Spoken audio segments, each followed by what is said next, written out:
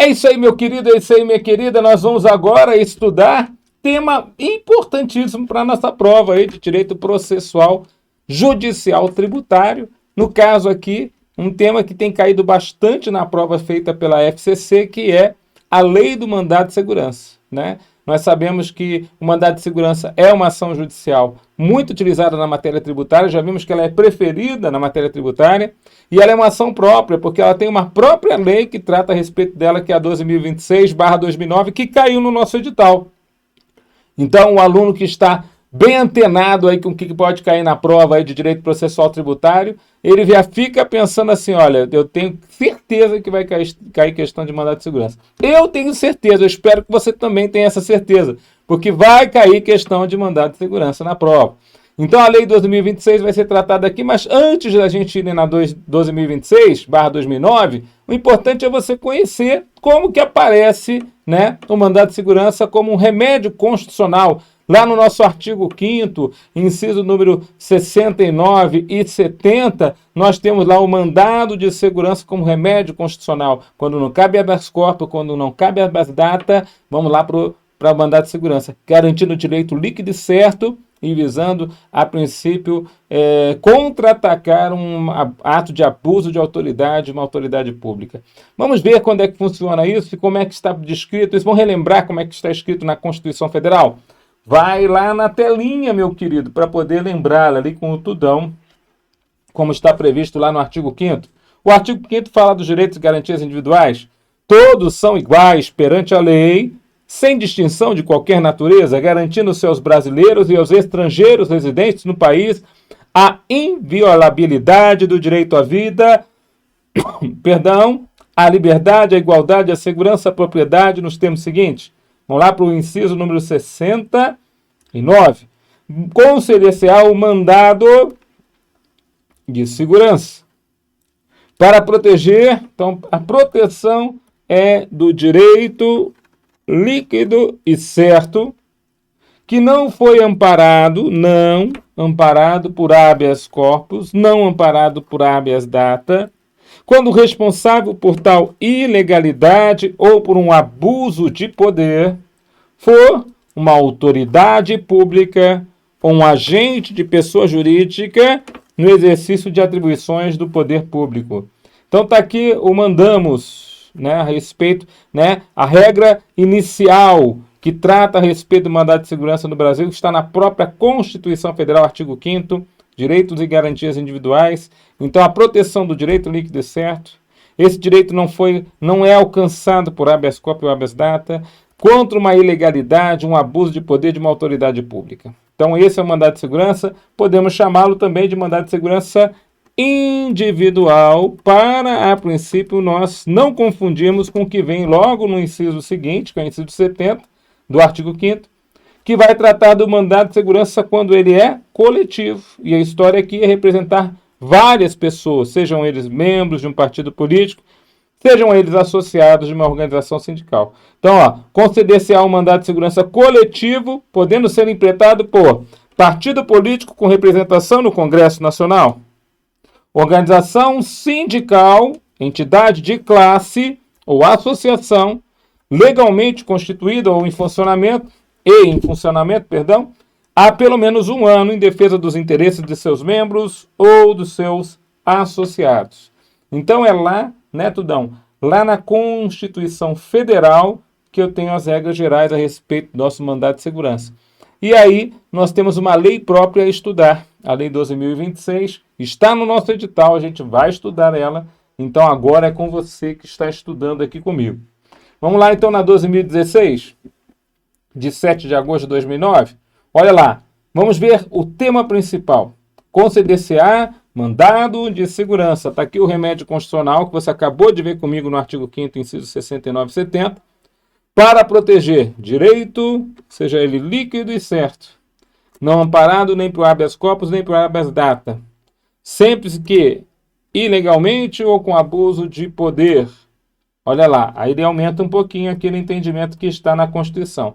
Qualquer seja pessoa física, então a pessoa física pode sofrer ali um mandado de segurança contra ela. Ou pessoa jurídica sofrer violação qualquer pessoa física ou pessoa jurídica, ou seja, quem sofre a violação, que ele está falando aqui, quem sofre a violação pode ser uma pessoa física, pode ser uma pessoa jurídica. Pode ser o João lutando contra a Secretaria da Fazenda, pode ser a empresa Alfa lutando contra a Secretaria da Fazenda. Sofrer, essa pessoa física ou jurídica sofreu violação ou qualquer justo receio de sofrê-la.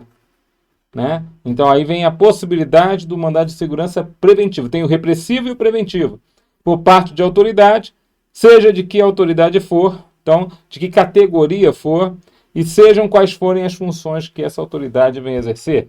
Então, na realidade, qualquer pessoa física ou jurídica que, a princípio, quer proteger algum direito líquido e certo, ele pode entrar com mandado de segurança na matéria tributária. Quem são essas autoridades coatoras? Né? Quem é o coator aqui? Contra quem vai ser vai ser elaborado o mandado de segurança? Equiparam-se as autoridades para efeitos dessa lei, representantes ou órgãos de partidos políticos e os administradores de entidades autárquicas, bem como os dirigentes de pessoas jurídicas ou as pessoas naturais, no exercício de atribuições do poder público, somente no que disser respeito a essas atribuições. Aqui é uma situação deveras interessante que eu quero compartilhar com você. Imagine a seguinte situação, né? A Secretaria da Fazenda do Estado de Santa Catarina vai lá e lavra um auto de infração através de um auditor fiscal contra um contribuinte que entende que aquela situação está ferindo o direito líquido e certo do próprio contribuinte. E aí o contribuinte, como primeira defesa, ao invés de ele entrar na esfera administrativa, ele já vai direto para o mandado de segurança e pede uma liminar ao juiz para que aquele auto de infração não fosse lavrado ou para que aquela determinada circunstância, a princípio, fosse considerada ilegal, um abuso de autoridade da autoridade fiscal. Tá certo, contra quem ele vai lavrar? Vai lavrar contra toda a Secretaria da Fazenda? Contra a pessoa jurídica da Secretaria da Fazenda? Não, ele vai escolher a autoridade coatora. Então, normalmente, ele vai pegar lá o gerente regional fazendário, o diretor da administração tributária lá na Cefaz Santa Catarina, vai pegar o chefe, o cabeça, vamos fazer contra ele. É claro que ao fazer contra ele, toda a Secretaria da Fazenda do Estado vai estar sofrendo aquela autuação, mas ele vai fazer contra a autoridade que ele considera a autoridade coatora. Normalmente, a pessoa que ocupa o maior cargo daquele setor, a princípio, onde houve a lavratura do auto de infração. Tudo bem? Então é assim, né, Tudão? Que ele vai endereçar o seu mandado de segurança. E olha só, não vai ser somente a autoridade administrativa da Cefaz, por exemplo, mas pode ser um representante ou um órgão de um partido político, de uma entidade de uma autarquia, dirigente de uma pessoa jurídica ou pessoa natural no exercício de atribuições do poder público, no caso aí o gerente regional fazendário ou o diretor da administração tributária, somente no que disser respeito a essas atribuições. No que disser respeito a essas atribuições, ou seja, naquilo que eles estão envolvidos como atribuições deles para determinadas situações. Não cabe mandado de segurança, olha só, essa frase é frase de prova. Aliás, toda essa lei, a lei é curta, pequena, mas cai bastante questão na prova, então vale a pena você estudar, tá bom? Então vou falar isso olhando nos seus olhinhos, porque às vezes o aluno ele precisa dos olhos do professor. E como eu não estou na frente da sala de aula para dizer, olha, direito essa lei, pelo amor de Deus, tudo que está aqui normalmente a gente vê caindo em prova. Então presta atenção na lei, tá bom? Por favor, porque tem caído com bastante frequência questões de mandado de segurança, inclusive caiu na prova da Cefaz Santa Catarina A de 2018, por que não vai cair agora? Vai cair agora também. 1, 2, 3 questões de mandado de segurança podem cair na tua prova. Então tomem cuidado. Não cabe mandado de segurança contra atos de gestão comercial praticados pelos administradores de empresas públicas, de sociedade de economia mista e de concessionárias de serviço público. Então, atos de gestão comercial é como se fossem atos onde essas empresas públicas, sociedade de economia mista ou concessionárias de serviços públicos estivessem agindo como se fossem particulares. Para esses atos, você vai ter outro tipo de ação judicial, mas não cabe mandado de segurança, porque nessas situações eles não são como autoridades coatoras públicas. Então, aí perde o sentido entrar com mandado de segurança. Você entendeu? Agora, quando o direito ameaçado ou violado couber a várias pessoas, qualquer delas poderá requerer o mandato. Né? O mandado, cuidado, mandato é o tempo onde a pessoa ocupa o cargo público. O mandado é uma ordem. Então, a ordem para atribuir segurança. Então, um mandado de segurança. Tudo bem? Então, ó, quanto ao direito ameaçado, às vezes o pessoal se enrosca nisso. Ah, é porque eu vi lá a questão do mandato de segurança. Mandato é aquilo que a pessoa, o governante, por exemplo, ele vai cumprir o seu mandato. Um interregno de tempo onde ele vai estar lá ocupando a função pública. Isso é mandato. Mandado é uma ordem para atribuir uma segurança. Então, recebi um mandado de segurança. Recebi uma ordem para atribuir segurança a uma pessoa que acha que está com seu direito líquido certo sendo ferido. Então, a gente vai ter que analisar aquela situação. Tá legal? Então, se o direito ameaçado ou violado couber a várias pessoas, qualquer delas, então, questão de prova, né? Poderá requerer o mandado de segurança. Tá certo? Bom, legitimidade para interpor. Primeira pergunta, né? Quem poderá interpor o mandado de segurança? Qualquer pessoa física ou pessoa jurídica. Quem são as pessoas que são equiparados à autoridade pública coatora? Representantes ou órgãos de partidos políticos, administradores de entidades autárquicas, bem como dirigentes de pessoas jurídicas ou as pessoas naturais, no exercício das atribuições do poder público. Agora vem a outra questão. Ó. Não cabe mandado de segurança a fim de questionar atos de gestão comercial praticado por gestores de empresas públicas, sociedade de economia mista e concessionário de serviço público. Isso resume aquele artigo 1º em importantes itens que poderão cair na prova. Aí vem uma questão aqui, ó. Questão lá do técnico judiciário de segurança, lá do TRT, da FCC, né? Vamos lá, Fundação Carlos Chagas. A prática de ato por autoridade pública que ofenda, já falou lá, ó, direito líquido e certo, não amparado por habeas corpus ou habeas data, dá ensejo à utilização de uma medida judicial prevista no capítulo de Direitos e Garantias Individuais da Constituição Federal. Qual seja? Essa medida é o mandado de segurança, alternativa letra E. Sem dúvida, né? Já passou pelos itens necessários para a gente saber que o instrumento jurídico aqui é o mandado de segurança. Outra questãozinha, prova do TRT da 20ª reunião lá de Sergipe. Cabe mandado de segurança, veja lá, contra atos de gestão comercial praticados por administradores de empresa pública. Poxa, justamente exceção, situação que não cabe, artigo 1º e parágrafo.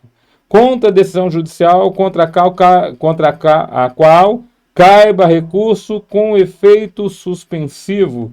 Também não é esta a circunstância, né?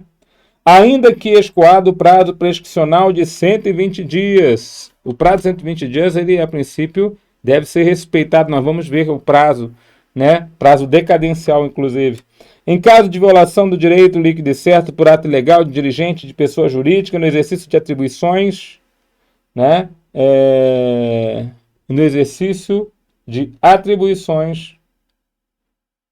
Em caso de violação de direito líquido e certo por ato ilegal dirigente de pessoa jurídica no exercício de atribuições do poder público, somente no que disser respeito a essas atribuições. Gabarito da questão, né? A alternativa letra D de dado. Violação ao direito líquido e certo, o ato é ilegal, o dirigente de pessoa jurídica no exercício de atribuições do poder público, no que disser respeito somente a essas atribuições. Gabarito da questão, alternativa letra D. Artigo 1º da lei. Somente se tiver havido violação de direito líquido e certo, não se admitindo que seja apresentado em caráter preventivo. Opa, a gente vai ver mais adiante que nós temos o mandado de segurança repressivo e o preventivo. Então, se admite sim, e a alternativa letra E também está errada. Galera, qual que é o gabarito então aqui da questão? Opa, gabarito da questão. Alternativa letra D de dados, tá certo? Então, cai na prova as questões a respeito do mandado de segurança, que é a primeira parte onde você está entendendo como é que é o mandado de segurança e a gente está entendendo também como que cai nas provas de concurso. Certo, Tudão? Isso aqui me ajuda bastante a ter um entendimento sobre a matéria. Vamos continuar com a lei? Artigo 2º. Considerar-se-á federal a autoridade coatora se as consequências de ordem patrimonial do ato contra o qual se requerer o mandado houverem de ser suportadas pela União ou entidade por ela controlada. Então, a autoridade coatora vai ser federal se as consequências do ato são para a União ou uma outra unidade que ela controla. O titular de direito líquido e certo, decorrente de direito, em condições idênticas de terceiro, poderá impetrar mandado de segurança a favor do direito originário, se o seu titular não o fizer. Então, o terceiro tem o mesmo direito que ele considera que o titular tem. Ele pode entrar com mandado de segurança em favor do direito originário, se o titular do direito assim não o fizer, no prazo, então, de 30 dias, quando for notificado judicialmente. O exercício do direito previsto no caput desse artigo submete-se ao prazo fixado no artigo 23 dessa lei, contado da sua notificação. Então, veja que nós temos aqui um prazo de 30 dias para que, a princípio, possa, um terceiro impetrar o mandado de segurança a favor do direito originário. Então, esses 30 dias a partir do momento que ele é notificado. O artigo mencionado refere-se à hipótese de uma substituição processual, onde uma pessoa é substituída por outra que é um terceiro interessado, que admite ajuizamento por parte de um terceiro em favor do direito de outra pessoa, desde que o direito de terceiro decorra de direito não exercido a tempo e modo oportunos. A inovação desta lei está no prazo de 30 dias para que o titular do direito impetre a segurança. Então, nós temos um prazo de 30 dias para impetrar esta segurança, essa substituição processual. Tudo bem? Continuando. Artigo 4º. Em caso de urgência, é permitido, observados os requisitos legais, impetrar mandado de segurança por... Então, veja só, que aqui é interessante que as exceções já começam a aparecer já aqui no nosso aposto explicativo, que vem numa vírgula aqui, logo no comecinho do artigo. Em caso de urgência, é permitido, observados os requisitos legais, impetrar mandado de segurança por antigos telegramas, radiogramas, fax, outros meios eletrônicos de autenticidade comprovada. Hoje o meio eletrônico é o domicílio tributário eletrônico, do contribuinte, ou a princípio alguma forma eletrônica através de e-mail. Quer dizer, existem outras possibilidades. Poderá o juiz, em caso de urgência, notificar a autoridade por telegrama, radiograma ou outro meio que assegure a autenticidade do documento em imediata ciência pela autoridade. Veja que o que se quer também é que a autoridade também tenha direito de defesa. Por isso que ela vai ter imediata ciência. Por isso que tem que ser feito de forma a manter a autenticidade do documento. O texto original da petição deverá ser apresentado nos 5 dias úteis seguintes. Então, a princípio, o texto original da petição de mandado tem que ser apresentado em 5 dias úteis seguintes àquela comunicação. Para o fim deste artigo, em se tratando de documento, se for ele eletrônico, que é feito hoje, serão observadas as regras da ICP Brasil, ou seja, ele vai ser assinado provavelmente pelo eCPF ou pelo eCNPJ, da própria pessoa que a princípio vai impetrar o mandado. Então, na verdade, nós temos aí, pode ser uma pessoa física, pode ser uma pessoa jurídica. Quem impetrar o mandado vai estar assinando ele de forma digital. Tá certo? Então, a realidade digital já chegou ao direito processual já há algum tempo, E a assinatura digital, de acordo com a infraestrutura de chaves eletrônicas, a ICP Brasil, é uma realidade hoje para documentos entregues de forma digitalmente para manter a autenticidade, uma das necessidades aqui do nosso mandado de segurança. Tá legal? Então, lembrando essa situação. Artigo 5º. Não se considerará mandado de segurança quando se tratar. Então, quando é que você não vai conceder? O não aqui é o relevante, por isso está até marcado aqui, Não. Não se concede mandado de segurança quando se tratar de ato do qual caiba recurso administrativo com efeito suspensivo, independentemente de caução. Então, o camarada, tem lá, caiu até na prova que a gente viu agora, cabe um recurso administrativo, tem efeito suspensivo, não precisa de caução, não vou falar de mandado de segurança, já que cabe esse recurso. Não se concede mandado de segurança de uma decisão judicial da qual caiba recurso com efeito suspensivo, ou seja, existe a possibilidade do recurso com efeito suspensivo. Por quê? Porque o mandado de segurança é uma situação assim, bem assim, tem um trâmite próprio, tem uma rapidez para julgamento, passa à frente das outras ações, mas tem umas condições. Se você tem um recurso ainda para se utilizar na esfera administrativa,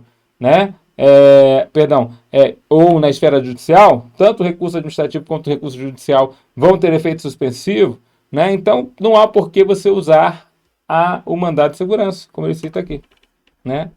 Também não cabe mandado de segurança da decisão judicial que já houve trânsito em julgado, ou seja, decisão judicial cujo trânsito em julgado vai acontecer. Também não cabe mandado de segurança nessa circunstância, tá certo? Então ele fala assim, ó, se o impetrante optou pela via administrativa, em que medida de sua insistência naquela sede não tem aptidão para causar efeitos imediatos, o recurso munido com efeito suspensivo tem aptidão para evitar lesão ou ameaça do direito do impetrante, de sorte que não pode propor qualquer efeito imediato em exercício em prejuízo do recorrente. Ou seja, se ele tem um recurso ainda por se fazer, nós não podemos dizer que ele está sob uma lesão ou ameaça do direito, porque ele ainda tem o recurso, ainda tem a fase recursal.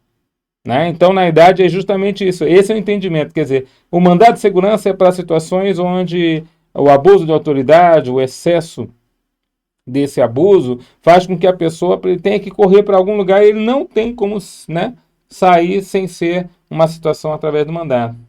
Né? O inciso 3 fala que incorpora o entendimento jurisprudencial constante na súmula 268 do STF, negando o cabimento ao mandado de segurança contra a decisão judicial transitada em julgado, vez que esta pode ser atacada por meio de ação rescisória.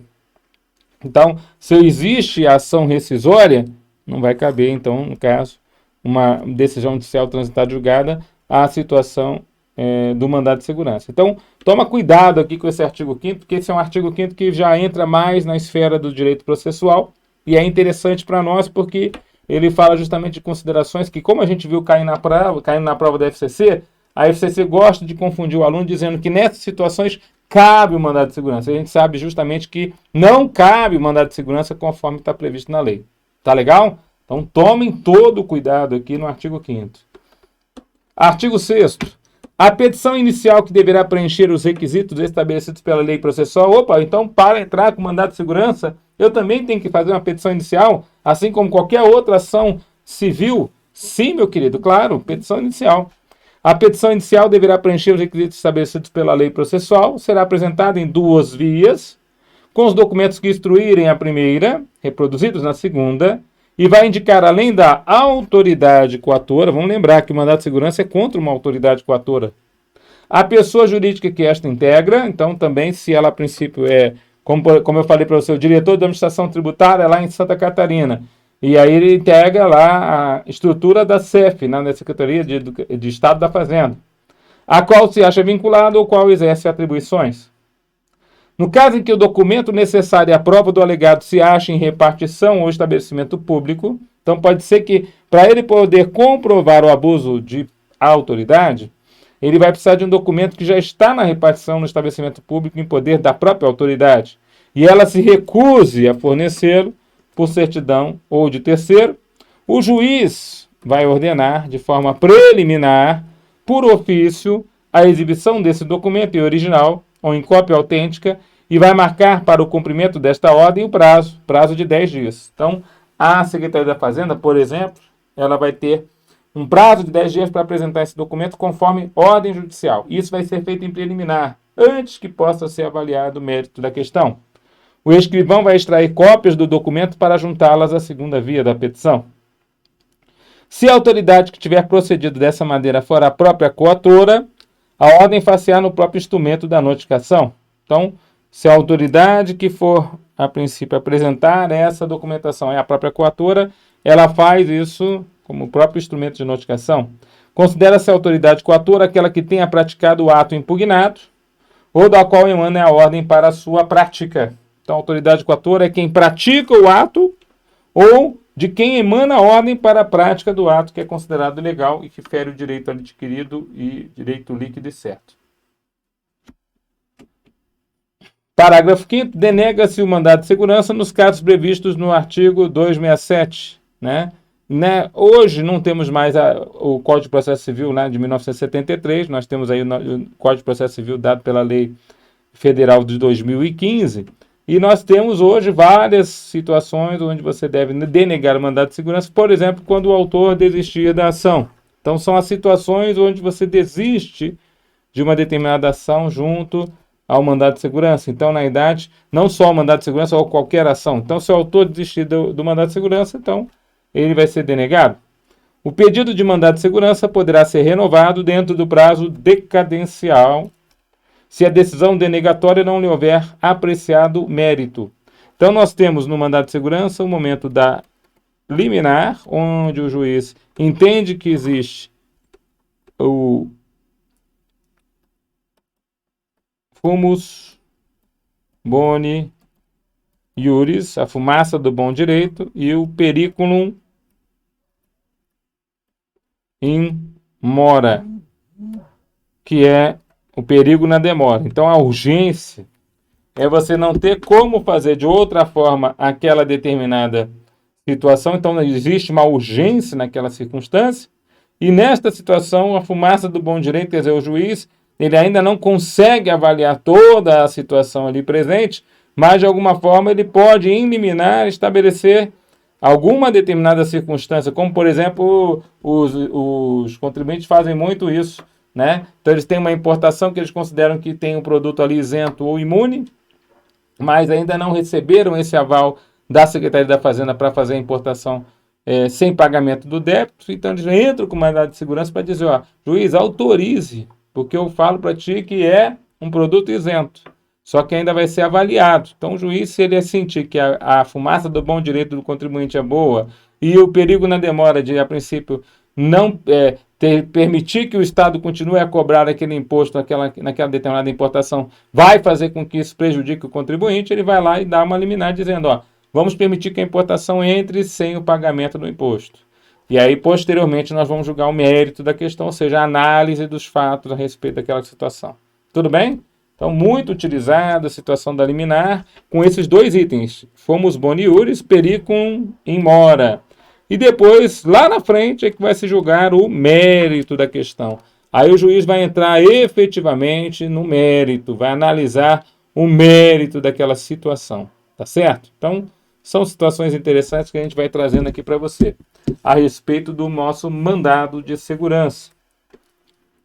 O artigo 7º diz assim: ao despachar inicial, o juiz ordenará que se notifique o coator do conteúdo da petição inicial, enviando-lhe, a segunda via apresentada com as cópias dos documentos, a fim de que no prazo de 10 dias preste as informações. Então, o juiz ordena na inicial que o coator tem aí um prazo de 10 dias para prestar informações.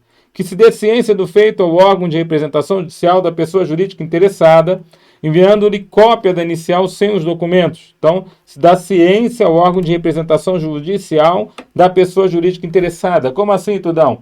Então, se a princípio aquela determinada matéria é contra a Secretaria da Fazenda do Estado, né, quem vai defender judicialmente a Secretaria da Fazenda do Estado é a Procuradoria-Geral do Estado. Então, na verdade, os procuradores recebem uma cópia a respeito daquele mandado de segurança.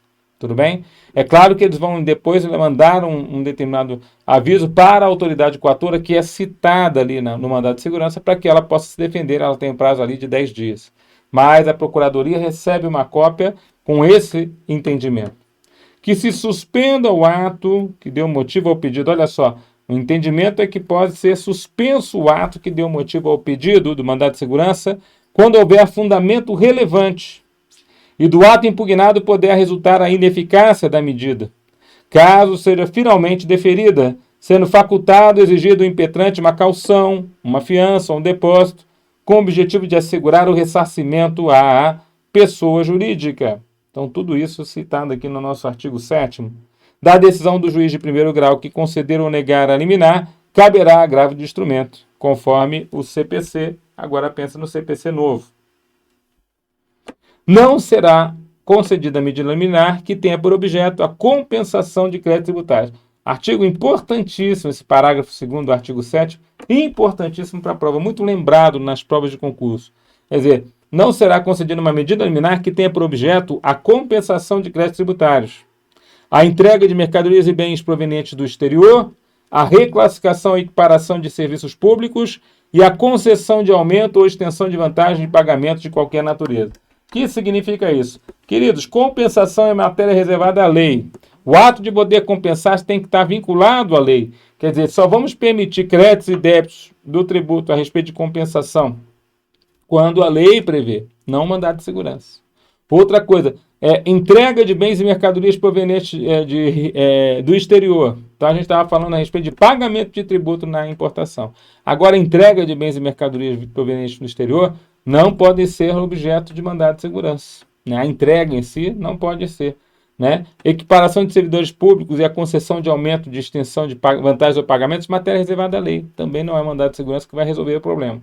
Tudo bem? Então, são algumas questões que normalmente caem na prova justamente porque não se permite o uso do mandado.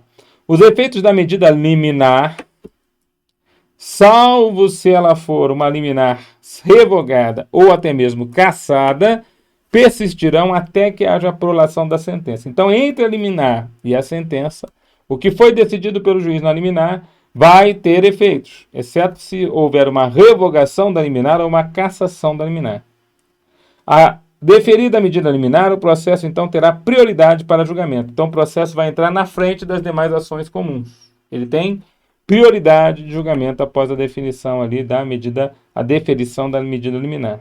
As vedações relacionadas com a concessão de liminares previstas nesse artigo se estendem também à tutela antecipada.